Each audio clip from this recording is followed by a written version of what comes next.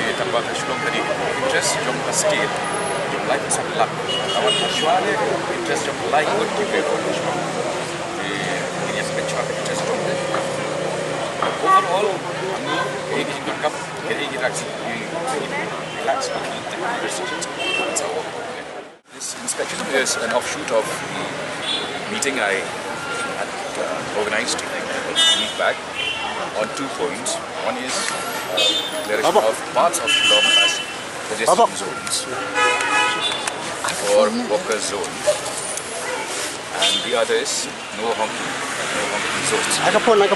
So Shillong has become very toxic in the sense that pedestrians, it's very difficult for them to walk across, and the amount of honking, blaring of horns taking place all across the city, even in front of major hospitals.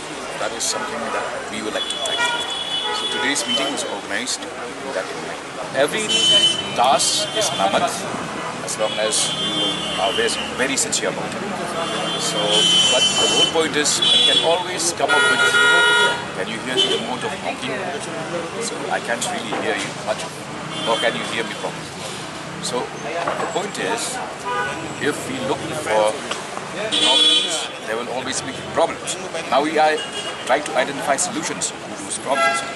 And we have identified this as a major area that should be exclusively for pedestrians, because then only will you be able to ensure the safety of people using the road, okay, and also the general welfare of people who are not inside their cars or on their bikes. So a lot of issues are linked to this.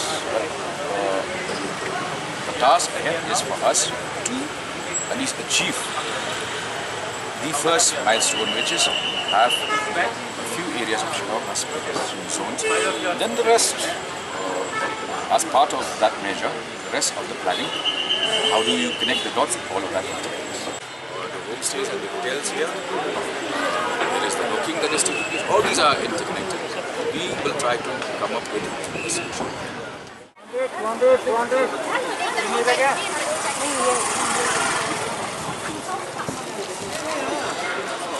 Let's go.